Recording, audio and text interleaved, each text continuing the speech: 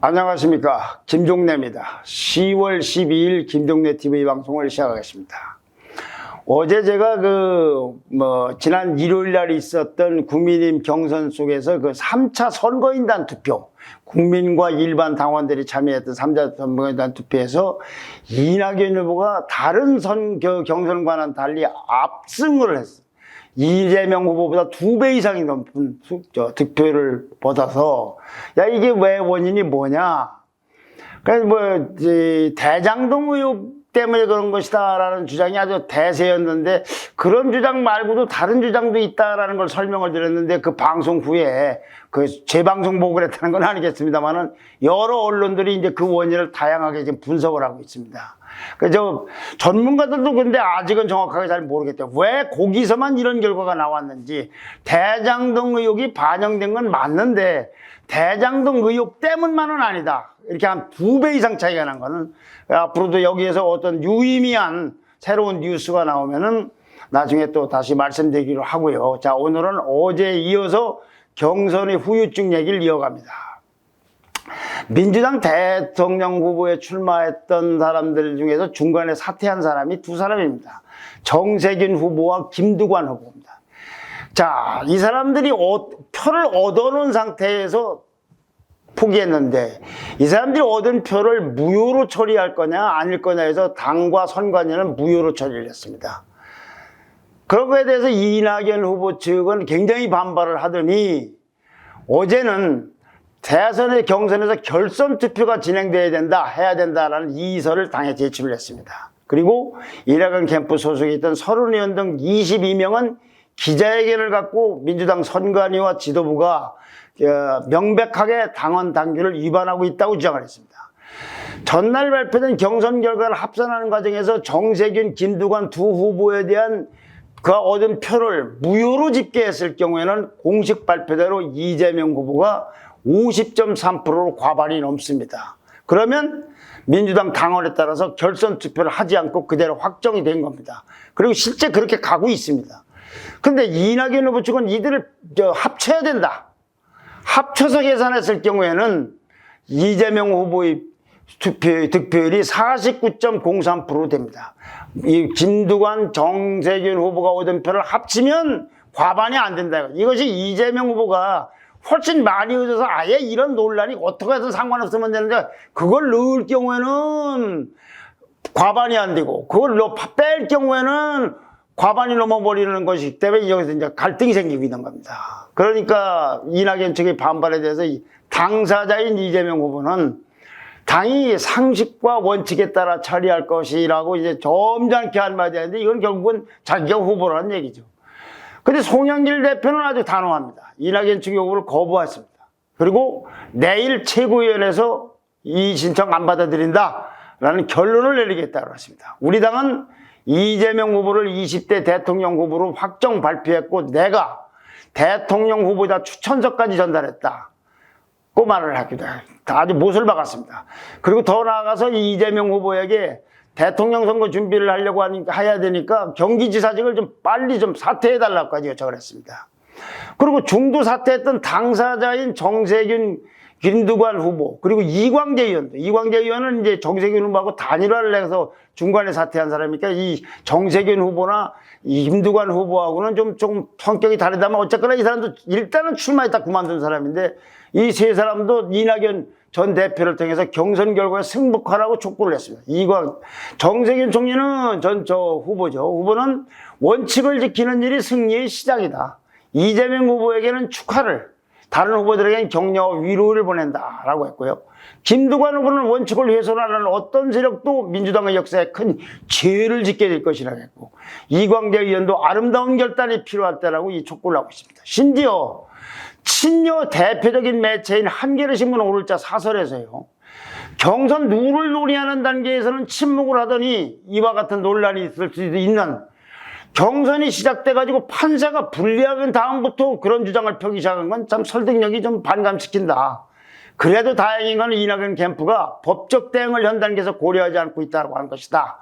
정당이 스스로 해결해야 될 갈등적 현안을 법원으로 가져갈 경우 반복되면은 정당 민주주의도 사법부의 중직성도 위태로워진다라고 하면서 이낙연 대표에게 승복을 촉구했습니다.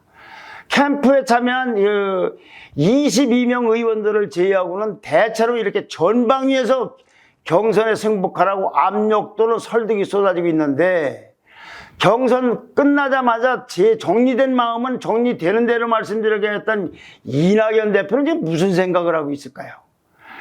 일단 이낙연 캠프는 오늘로 예정됐던 캠프 해단식을 취소하고 상황 점검 회의를 한다고 합니다. 이거 캠프를 해단식을 취소했다는 얘기는 탈당이라든가 분당까지는 아니지만 당내에서 이낙연계로서 독자 세력화를 해서 진로를 모색하는 게 아닌가 하는 분석을 낳고 있습니다. 자, 이와 같은 이낙연 대표의 속뜻을 정말 어떤 생각을 하고 있는가 하는 걸 엿볼 수 있는 주장이 어저께 손학규 전 바른미래당 대표에게서 나왔습니다. 이 손 전 대표와 이낙연 후보 사이에는 인연이 아주 굉장히 깊습니다. 손 전 대표가 민주당 대표를 하던 시절이 있었는데 한 2010년쯤 되는데, 그때 당내 비주류로 있던 이낙연 의원이죠. 당시에는 의원을 당 사무총장에 임명해서 이낙연 후보는 그때부터 손학규 계로 분류도 됐었습니다. 그 이낙연 대표가 이제 한때 전남지사를 하고 있었는데, 그 시절에 마침 전남 강진 만덕산에 손학규 대표가 정치에서 선거에서 패배해가지고 거기서 직거를 하고 있었는데, 그때 자주 찾아서 위로도 하고 그랬답니다. 근데 이 손학규 대표는요, 2012년에는 대통령 민주당이 전신이 이제 민주통합당이었는데 그 당 대통령 후보 경선에 출마를 했는데 결국 문재인 후보에게 패했습니다. 근데 그 당시에도 이 무효표 처리 당원이 논란이 됐었습니다. 그때 손학규 대표는 이낙연 대표의 지금처럼 반발한 적이 있습니다. 그 손학규 대표가 11일 날 SNS에 글을 올려서 일단 이재명 지사가 더불어민주당의 20대 대통령 후보로 선출됐다, 이재명 후보의 대권 후보 당선을 축하한다라고 이거는 인정을 했습니다. 그리고 나서 하는 말이, 올린 글이 굉장히 주목됩니다. 대장동 사태가 여기까지 온 것은 문재인 대통령의 책임이 크다. 국민들은 방탄소년단을 동반해가지고 유엔 총회까지 참석하고 했던 이런 문재인 대통령이 대장동 사태에 대해서만은 의도적 침묵을 지키고 있는 그 뜻을 이해를 못하고 있다. 대통령의 중립을 말하지만 대통령은 적극적인 수사의지 표명을 통해서 국가의 정의를 세우는데 중심적 기둥을 내야 된다. 정책 중립 문제지 이거는 다른 문제가, 중립 문제는 논할 사안이 아니다. 가려내야 된다, 진상을. 흔히들 이 지사가 집권당의 대표 후보로 확정됐으니까 그 문제는 이제 흐지부지 끝날 거라고 생각하는데 그렇게 끝날 일이 아니다. 이 후보는 대장동 사태와 관련해서 모든 사실을 국민 앞에 진실하게 밝히고 국민의 심판을 기다려야 된다고 그랬습니다. 요컨대 이재명 경기지사를 민주당 후보로는 인정한다. 그러나 문 대통령이 수사를 엄정하게 촉구하자는 것, 그래서 의도적 침묵을 지킨 건 맹비판을 하고, 그러면서 이재명 후보에게 경고를 하는 내용입니다. 공개 연보를 하지 않아서 그동안에 사실상 이게 정계 은퇴한 사람으로 분류가 되어 있던 손학규 전 대표가 왜 이렇게 갑자기 글을 썼을까? 정가에서는요, 이낙연 후보가 경선 마지막 날, 지난 일요일 날 경선이 끝난 후에 손학규 대표와 만났다는 얘기가 돌고 있습니다. 아니면은 아주 깊숙한 소통을, 심도 있게 시통을 했다는 것은 분명하다는 얘기들을 하는 사람들도 많습니다. 그런 과정에서 같이 패했고 경선 룰에 대해서 이의를 제기했던 손학규 대표에게 나는 어떻게 하면 좋겠는가 하는 자문을 구했을 것이고, 여기서 손은 이낙연 대표에게, 후보에게 일단 경선 결과는 받아들여라고 설득을 하면서 이낙연 대표의 속마음, 문 대통령이 왜 이걸 수사를 하려고 경선 때 얘기를 하지 않았느냐. 문 대통령, 이낙연 후보는 그때 특별수사본부를 설치하자고 했었는데 이것도 아무 이런 방법 없었지 않느냐. 중립을 하는 문제를 넘어갈 문제가 아니다. 이런 불만, 섭섭함, 이런 것들을 굉장히 섭섭하게 하고 있는 이런 감정을 손학규 대표가 대신 표현한 게 아닌가 싶습니다.